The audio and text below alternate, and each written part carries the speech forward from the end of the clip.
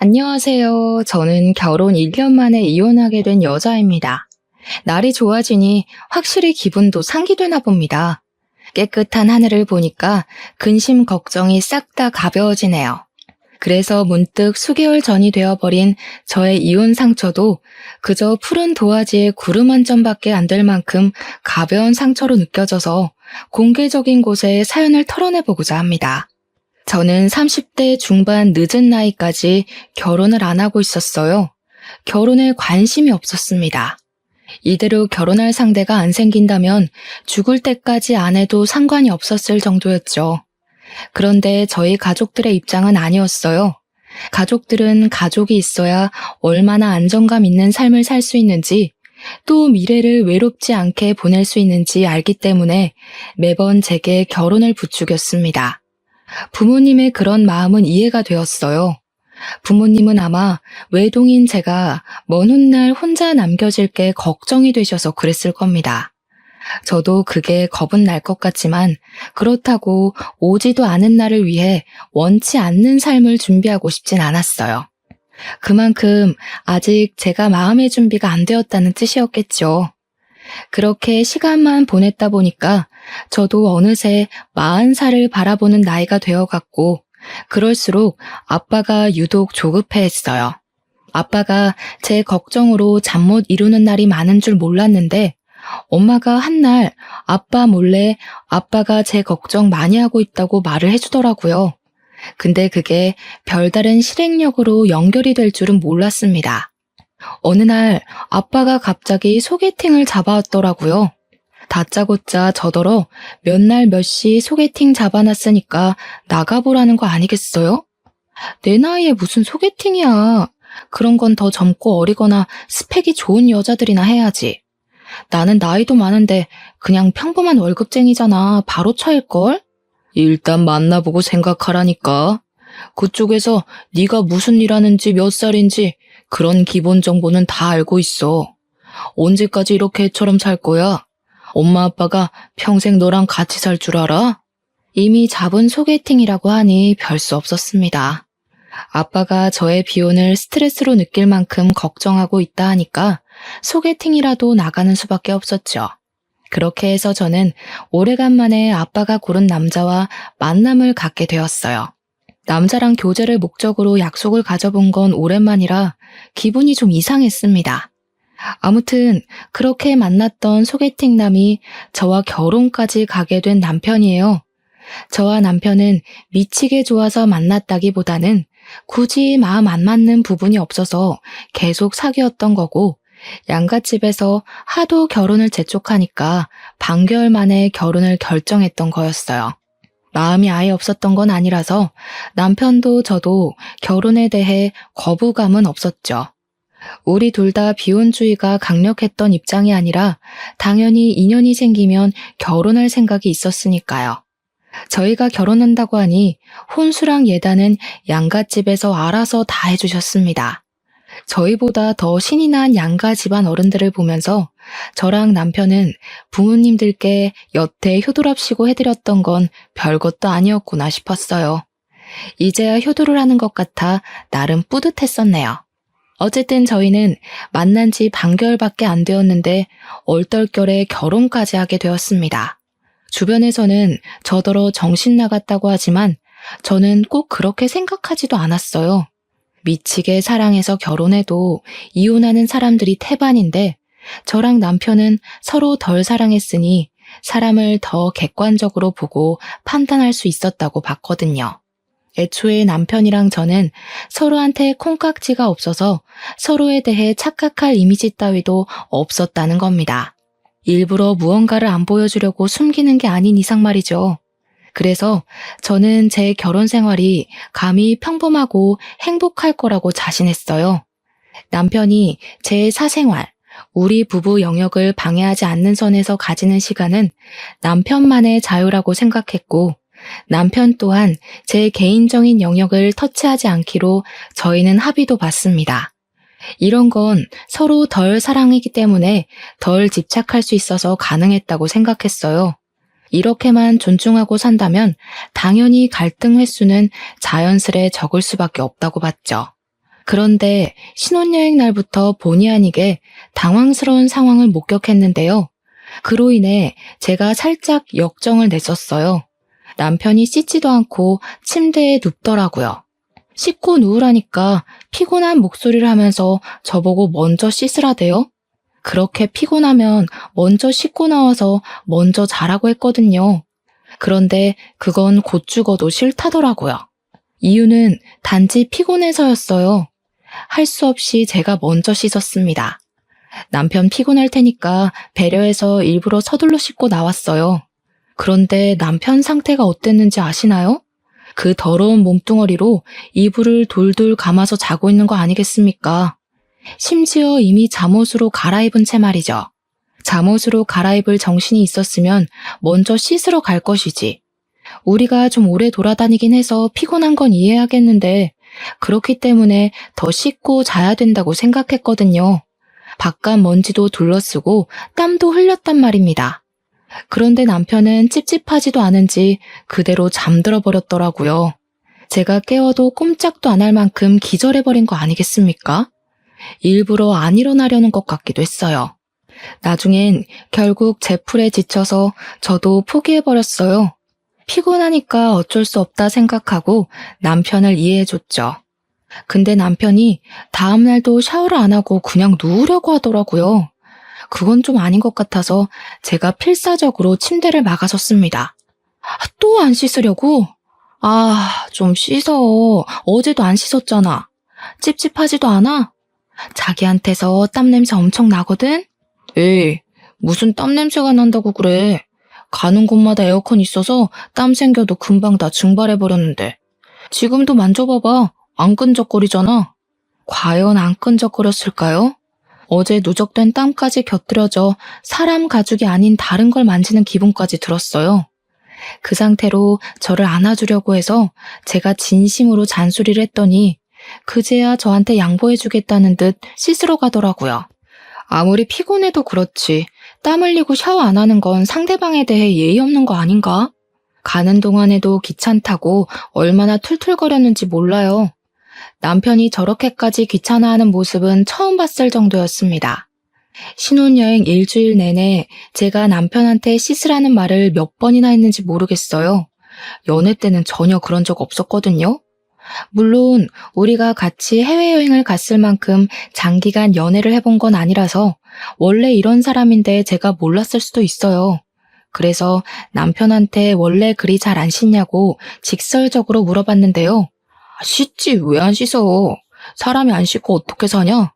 네 반응이 재밌어서 괜히 장난치려고 그러는 거야. 그 말에 진심으로 긴장했던 마음을 놓았던 기억이 나요. 남편이 정말 잘 안 씻는 게으름뱅이일까봐 얼마나 놀랐다고요. 제가 더러운 걸 잘 못 참거든요. 더 명확히 말하자면 깔끔한 사람을 좋아해요. 근데 남편이 평소 차림새가 참 깔끔해서 제가 많이 좋아했었어요. 그건 남편과 결혼하기 전까지 반개월 연애하면서 제가 많이 칭찬해줬던 부분입니다. 그래서 남편이 신혼여행 오자마자 갑자기 색다른 면모를 보여주길래 당연히 진짜 모습이란 생각을 못했죠.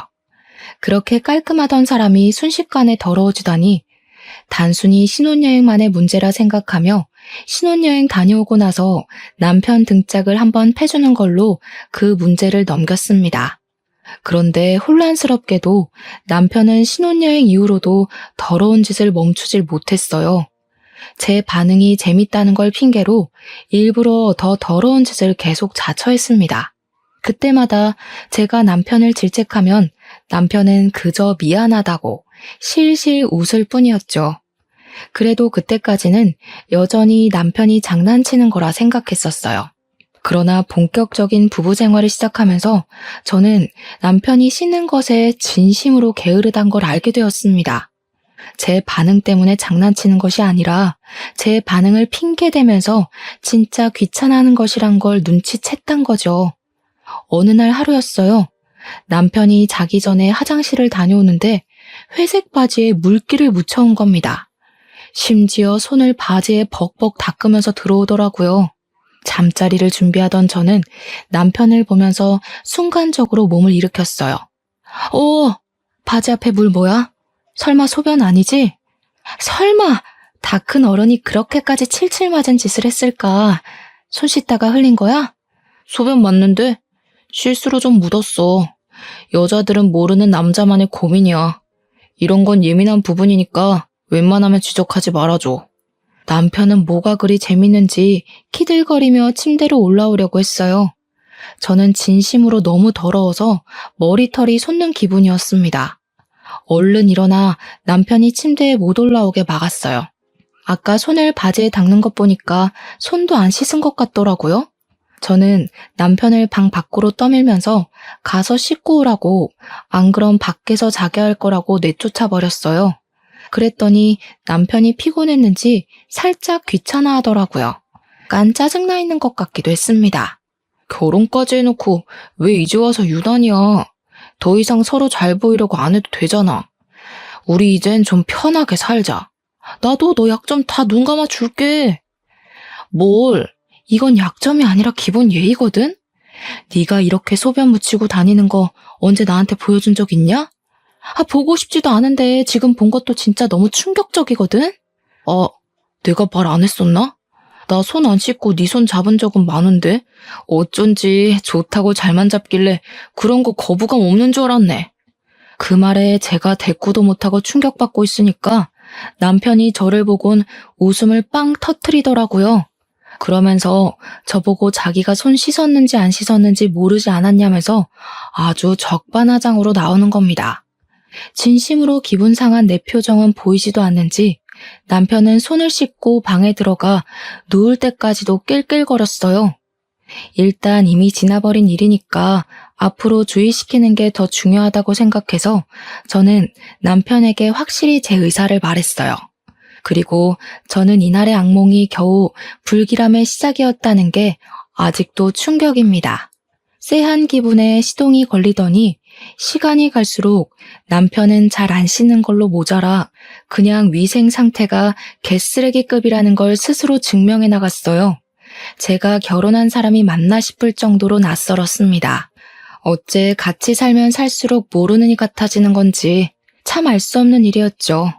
남편은 대변도 깔끔하게 못 닦아서 이상한 냄새를 달고 다녔고 희한할 정도로 옷을 잘 안 갈아입었습니다. 그리고 신혼여행 때처럼 땀을 흘리더라도 식어버리면 샤워를 안 하는 거는 물론 하다못해 발조차도 안 씻었어요. 그래서 남편이 지나다니는 곳마다 발냄새가 온 바닥에 찍혀서 향이 진동을 합니다. 제가 씻으라고 잔소리를 해도 그때뿐이었어요. 남편이 알겠다고 해놓고 저 안 보는 사이 자버리거나 씻었다고 거짓말을 치면서 냄새를 맡아보라 장난을 칩니다. 장난도 한두 번이지 사람 예민한 문제를 갖고 계속 건들면 화가 나기만 하잖아요. 언제는 시모가 우리 집을 방문했었는데요. 그날 남편도 있었어요. 마침 남편이 발톱 갖고는 손이랑 발을 안 씻고 자꾸 다른 물건을 만지더라고요. 그래서 잘 됐다 싶어 제가 약간 장난식으로 시모한테 남편 발 좀 씻으라고 말해달라 했거든요. 사람 사는 게 다 저렇지 뭘 그러니. 나 물건 만지는 것도 아니고 가족 건데 너 벌써 남편 머리 위에 서려고 기강 잡는 거냐? 아무리 가족이라도 남편은 발에 무좀도 있어서 냄새가 더 심하단 말이에요. 근데 그걸 씻지도 않고 그 손으로 이것저것 만진다고 생각해보세요. 다들 가족이란 이유만으로 이거 다 포용해 주나요?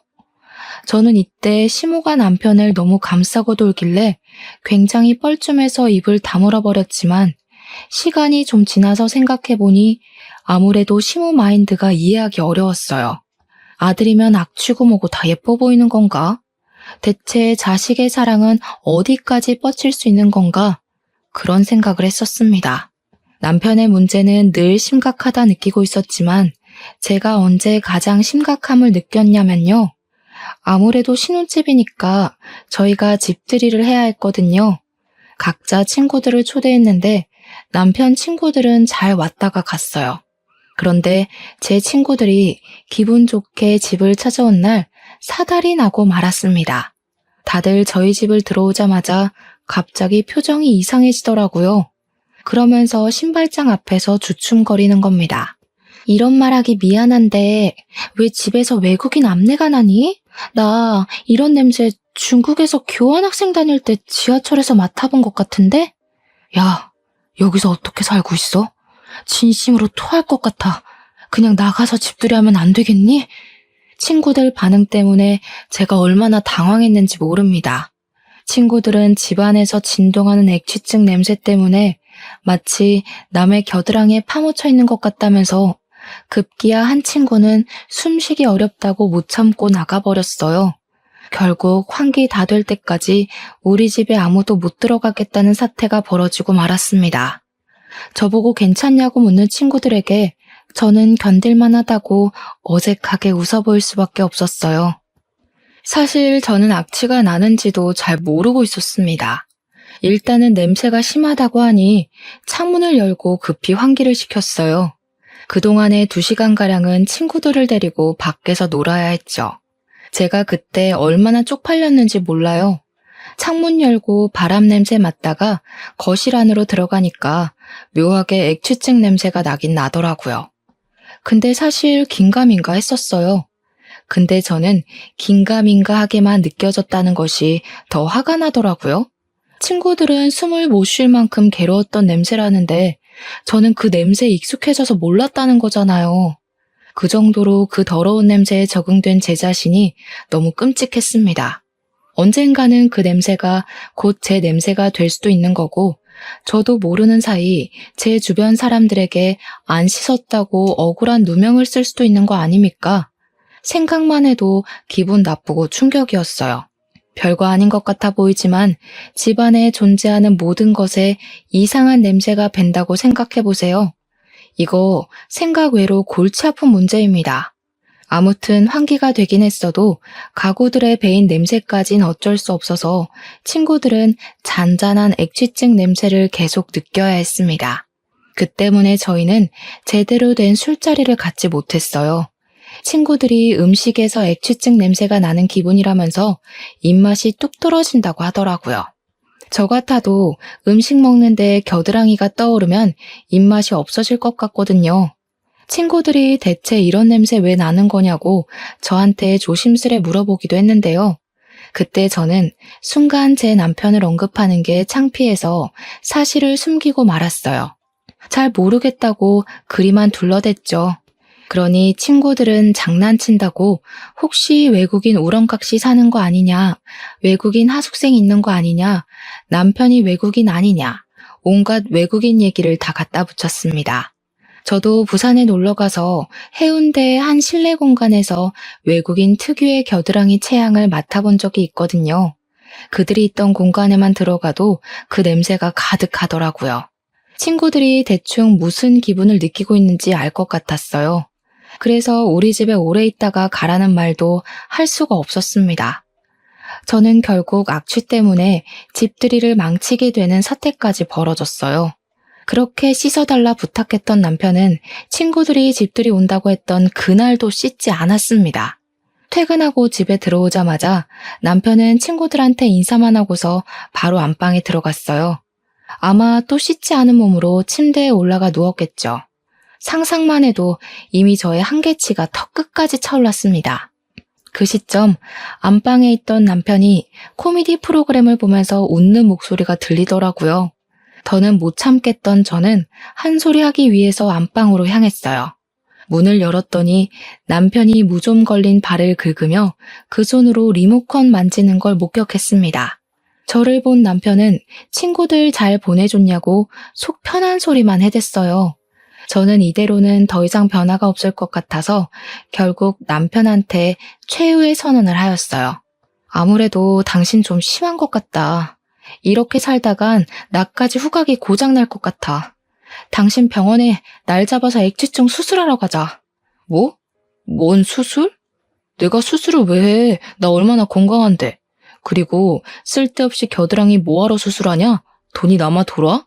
사람 죽는 것보단 돈이 빠듯한 게 나아. 지금 이 방에도 악취가 진동을 한다고. 내 친구들이 오죽했으면 우리 집에 외국인 사냐고 물었겠어. 그 와중에 남편이 무좀을 얼마나 긁었으면 까만 이불에 발에서 떨어진 각질들이 나뒹굴고 있었습니다. 그마저도 제 눈에 엄청 거슬렸어요. 남편은 혼자 쓰는 침대도 아니면서 꼭 한 번씩 저런 식으로 이불에 더러운 짓을 저질렀습니다.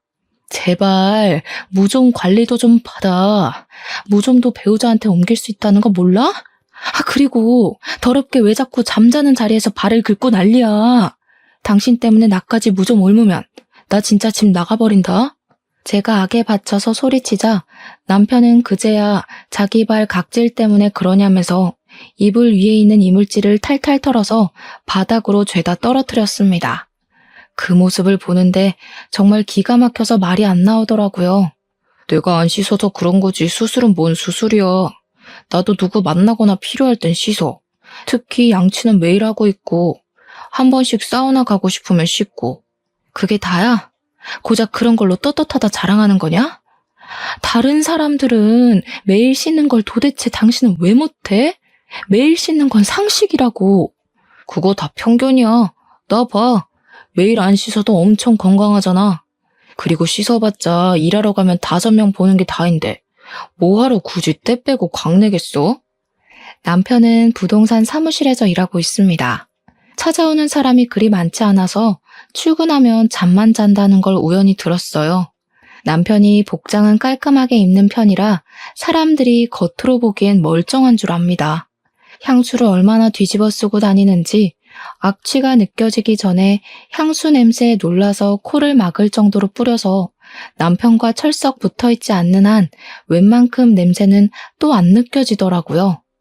네 남편 냄새 난다고 동네방네 소문나는 것도 짜증나지만 한편으론 아무도 모르고 저만 길길이 날뛰는 것이 억울하기도 했습니다. 왠지 제가 예민해서 남편을 못 살게 구는 것처럼 비치는 것 같았거든요. 날 위해서 노력해줄 순 없는 거야? 내가 당신이랑 아무것도 못하겠다잖아. 우리 신혼인데 이게 뭐냐고. 날 아내로 생각한다면 수술 받고 무좀 약도 타먹고 노력하는 척이라도 좀 해. 갈수록 피곤하게 왜 그러냐. 우리 애초에 벗겨질 콩깍지도 없던 사이 아니었어? 나한테 실망할 것도 없는데 뭘 그렇게 몸서리를 치는데. 남편은 귀찮다고 제 말을 못 들은 척하며 그대로 누워서 자는 척을 했어요. 발 각질이 나뒹굴던 이불 위를 그대로 눕는 남편을 보고 저는 또 오만정이 다 떨어져 버렸죠. 이미 턱끝까지 차올랐던 한계는 제 이성을 그만 놓게 만들었습니다. 저는 끝내 그날 이후로 남편에게 각방을 선언했고 그제야 제가 성났다는 걸 인식한 남편은 얼렁뚱땅 미안하다는 말을 했습니다. 당연히 남편은 그 사과도 그저 말뿐이었어요. 저와 화해를 하기 위해 무언가를 행동으로 보여주는 건 전혀 없었습니다. 그렇다고 저희 부부 문제로 어른들에게까지 걱정 끼치고 싶진 않았어요. 그래서 각자 부모님 앞에서 티를 내진 않았습니다. 당연히 집안 행사가 있으면 문제 안 되게 착실히 이행했죠. 그나마 불행 중 다행이었던 건 시댁이 제사도 안 하고 명절도 안 지낸다는 것이었습니다. 두 분은 결혼하기 전에도 말씀하셨던 건데 명절 때마다 여행을 간다고 했었어요. 그래서 우리더러 친정을 가든지 여행을 가든지 알아서 하래서 그건 얼마나 좋았는지 몰라요. 결혼한 친구들도 저보고 유일하게 결혼 잘했다고 말해주는 부분이 바로 이 부분이었습니다. 그래도 남편이 친정에 가서는 우리 엄마가 시키는 대로 손도 씻고 나름 멀쩡한 사람인 척 하더라고요. 근데 그걸 보니 문득 나랑 연애할 때도 내가 보는 곳에서만 저런 식으로 멀쩡한 사람인 척 했겠구나 싶은 겁니다. 그 순간 잠깐 다스리고 있던 감정이 울컥 올라올 뻔했습니다. 뭔가 속아서 결혼한 기분이라고 해야 하나요? 신중하지 못해서 어른들 등살에 밀려 바로 결혼을 선택해버린 제 실수도 문제였지만 남편이 솔직하게만 말해줬어도 여기까지 오는 일은 없었을 텐데. 아무리 생각해도 화가 났어요. 친정에 있는 동안 내내 이걸 부모님한테 일러바쳐서 합가를 해야 하나 심하게 고민했습니다. 그러나 결국엔 또 고민뿐이었죠. 그렇게 무려 5개월이 더 지났고 저랑 남편은 그때까지도 각방을 쓰고 있었습니다. 중간중간 남편이 몇 번 화해 시도를 했었거든요. 그런데 그때마다 제가 의견을 굽히지 않고 수술하라 했더니 남편이 끝까지 수술은 하기 싫다고 하더라고요. 자기는 그 정도로 심각한 사람이 아니래요. 안 씻어서 그렇지 씻으면 없어질 냄새라나 뭐라나. 그래서 그럼 매일 씻으라고 하면 그건 또 뭐라고 변명하는 줄 아십니까? 지키지 못할 약속을 해버리면 나중에 제가 더 크게 실망할까봐 감히 약속을 못하겠다고 하는 거 아니겠습니까? 말만 미안하다 할 거면 왜 자꾸 저한테 말을 거는지 모르겠어요. 저는 남편의 반복적이고 똑같은 패턴의 사과를 더 이상 들어주지 않기로 했습니다. 그러니 제 태도에 기분 상한 남편이 우리 사이의 갈등을 끝내 시모한테 일러바쳤나 보더라고요. 아니나 다를까. 시모가 직접 우리 집까지 행차하신 거 아니겠어요? 생긴 건 길바닥에 떨어진 음식도 주워 먹게 생긴 것이 어지간히 깔끔 떠는 편인가 보구나. 우리 아들이 뭐가 더럽다고 수술까지 하라 그랬니? 어머님 들으셨어요? 어디서 어디까지 들으셨는지 모르겠는데 일단 남편이 위생 개념이 너무 없는 것 같더라고요. 그중에서 겨드랑이 냄새는 원래 그런 건지 갈수록 더 심해지는 것 같길래 수술 좀 권유해 본 거예요. 사람이 사람 냄새 달고 다니는 게 병자 취급당해야 될 정도인 줄은 몰랐네. 너는 냄새 안 날 줄 아니? 에휴, 남편이 바깥 일하고 오면 고생했다고 밥상이나 맛있게 차려줄 것이지. 어디 냄새 난다고 구박을 해. 그게 고생의 흔적이라는 거 몰라? 어머님, 요즘 부동산에 사람 없어서 직원 급여 주기도 빠듯한 거 말 못 들으셨어요? 남편 출근하면 잠만 퍼질러 자고 온대요. 그리고 바깥 일은 저도 한다고요. 적어도 같이 사는 사람에 대한 예의는 지켜야 저도 남편을 존중해줄 마음이 생기죠. 이대로면 저희 아이도 못 가진다고요. 내가 살다 냄새나서 애 못 가질 수도 있다는 얘기는 처음 들어본다. 괜히 네 몸 어디 문제 있는 걸 내 아들 핑계대면서 슬금슬금 밑밥 가는 거 아니니? 대화의 전개가 왜 이렇게 연결됐는지 잘 모르겠지만 시모는 뜬금없이 제 불임을 의심했습니다. 어떻게 결혼한 지 1년이 다 되었는데 아이 소식이 없냐고 저를 타박하기 시작했죠. 그런 시모를 보니까 뭐든 그냥 제 문제로 만들려고 하는 못된 신부가 보였어요. 그래서 솔직하게 말씀드렸어요. 자기 아들 문제는 자꾸 회피하시는 것 같길래 그 이유를 언급하면서요. 남편이 더러워서 각방 쓴 지 오래됐어요. 남편 옆에만 누우면 저절로 구역질이 나오려고 해서 도저히 한 입을 못 덮겠더라고요. 그런 사람이랑 아이를 어떻게 만들어요? 아기 씨가 이미 남편 몸 안에서 다 죽었겠어요. 또 몸은 얼마나 긁어대는지.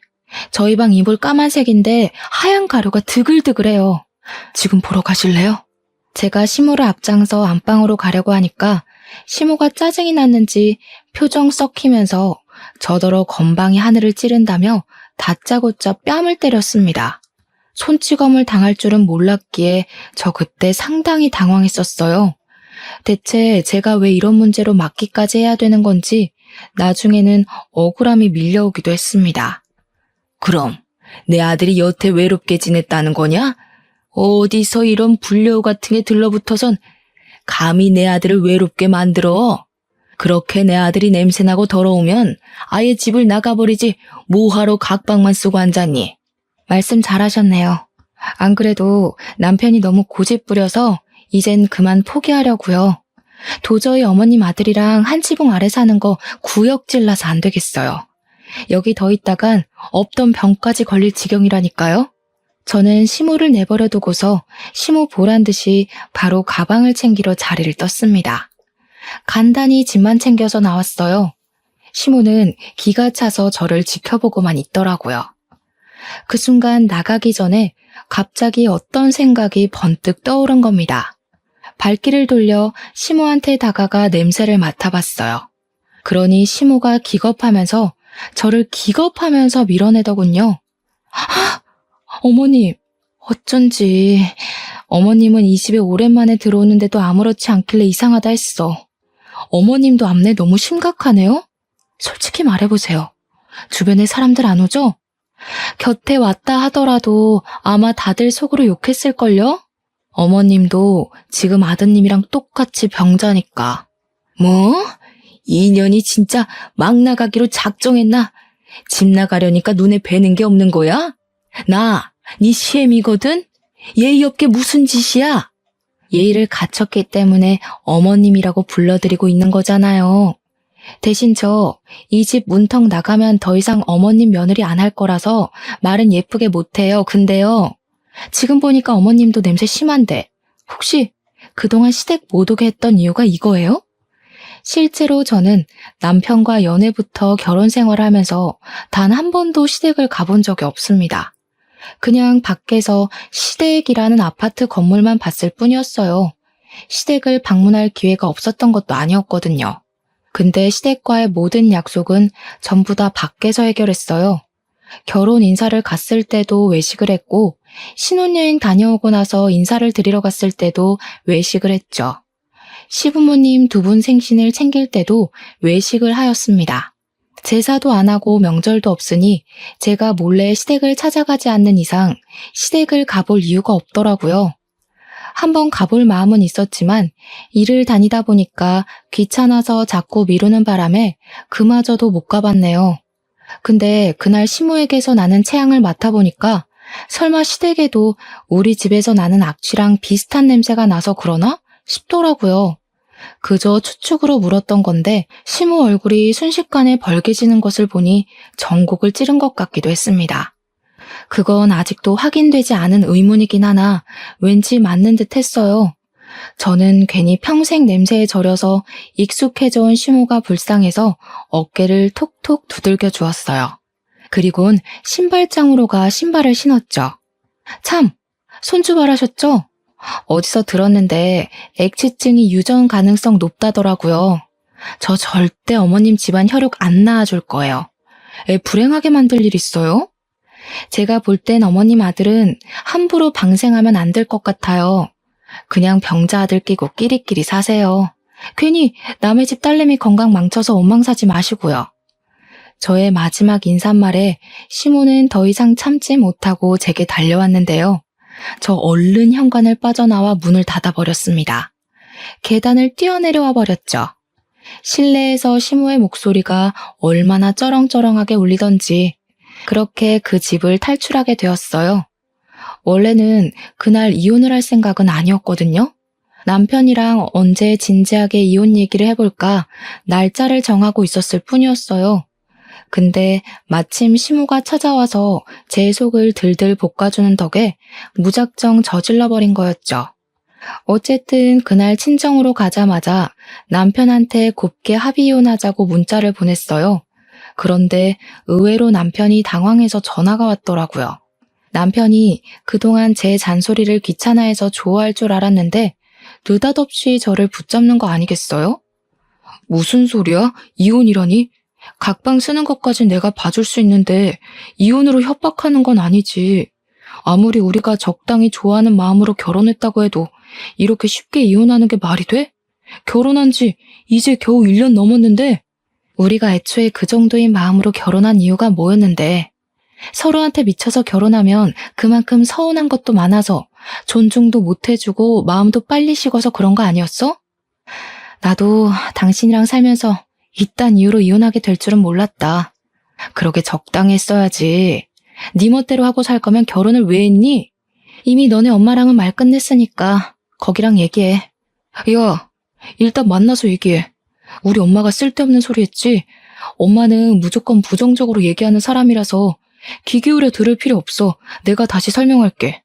나 매일 씻을 테니까 우리 천천히 얘기해보자. 남편은 제가 시모한테 혼쭐 나면 고개 숙이고 한 발 물러날 줄 알았나 봅니다. 그랬는데 제가 바로 이혼 통보를 해버리니 당황스러웠겠죠. 근데 남편이 진짜 이혼만큼은 하기 싫었나 봐요. 남편 입에서 매일 씻겠다는 말이 나올 줄은 몰랐는데 의외였어요. 심지어 필요하면 수술도 흔쾌히 하겠다고 난리대요. 수십 번이나 기회를 줬는데 절벽 끄트머리로 내몰리니까 그제야 무서운가 보지? 그렇게까지 고집 부려야 말 듣는 놈이랑은 더 이상 못 살아. 비 맞춰주기도 싫고. 또 이미 네 엄마한테 뺨 맞은 게 기분 나빠서 어머님으로 모시고 싶지도 않아. 맞았어?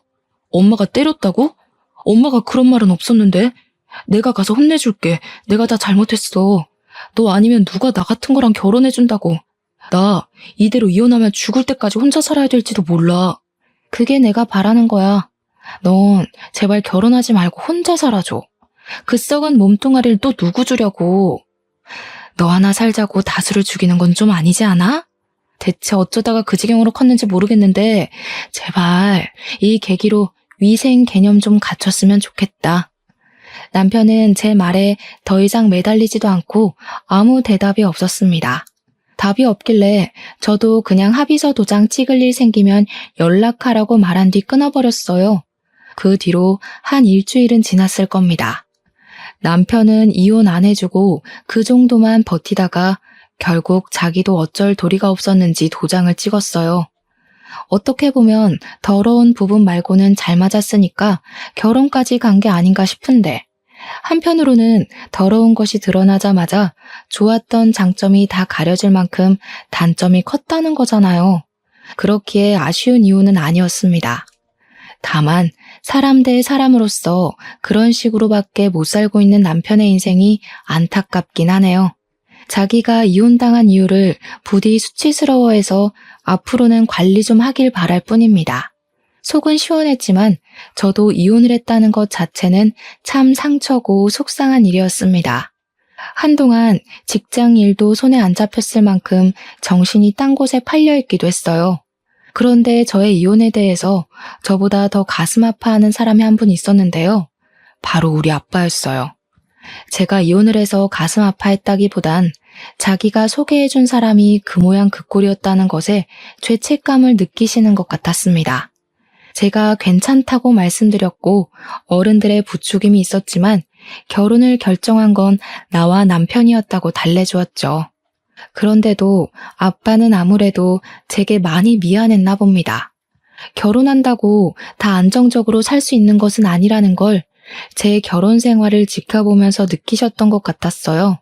엄마도 옆에서 아빠를 걱정했을 만큼 아빠가 제 이혼을 신경 쓰고 계셨다는데 저는 여린 아빠의 마음을 어떻게 풀어드려야 되나 어느덧 그 고민에 빠지게 됐어요. 그 바람에 잠시 이혼에 대한 제 감정은 잊게 되었는데요. 그 무렵쯤이었습니다. 퇴근하고 귀가 중인데 갑자기 엄마한테 전화가 오더라고요. 받았더니 아빠가 집 근처 파출소에 있다고 그리로 오라는 거 아니겠어요? 무슨 일 생겼나 싶어서 그날은 지하철이 아닌 택시를 이용했습니다. 파출소 앞에 내려서 바로 안으로 들어갔죠. 그런데 그곳에서 아빠보다 먼저 눈에 들어온 사람들이 있었어요. 바로 전 남편과 전 시모였는데요. 그 사람들을 다시 본 것만으로도 당황스러운데 그것보다 더 당황스러웠던 건 따로 있었습니다. 전 남편 얼굴이 엉망이었다는 거예요. 제가 상황을 묻기도 전에 전 시모가 저를 발견하곤 벌떡 일어났습니다. 그리곤 제법 성난 얼굴로 달려들었어요. 갑자기 팔을 뻗어 무방비하게 서 있는 제 머리채를 잡고 흔들었죠. 남의 자식 건드릴 배짱이 있었으면 이 정도 각오는 했겠죠. 내 자식 저꼴 됐는데 가만히 있을 부모가 어디 있겠어요? 나도 내 자식 당한 것만큼 당신들 자식 똑같이 만들어버릴 거야. 오자마자 머리채를 잡히는 바람에 정신없이 당하기만 했는데 그때 아무래도 장소가 장소인지라 사람들이 우르르 달려들었습니다. 저랑 전 시모 사이를 당장 갈라놓았고 저는 그곳에서 아빠의 생경한 모습을 목격하게 되었어요. 아빠가 경찰들이 붙잡고 있는 전 시모 얼굴이 손바닥을 휘날려 버리더라고요.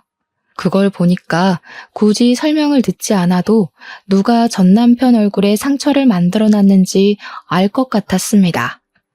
뭘 잘했다고 말하는 꼬락서니까지 뻔뻔해서 내 딸을 모욕해? 이혼하면 다인 줄 알아? 애초에 바람 피워서 내 딸 인생 망쳐놓은 당신 아들이 맞을 짓 한 거 맞잖아. 내 딸이 무슨 죄야?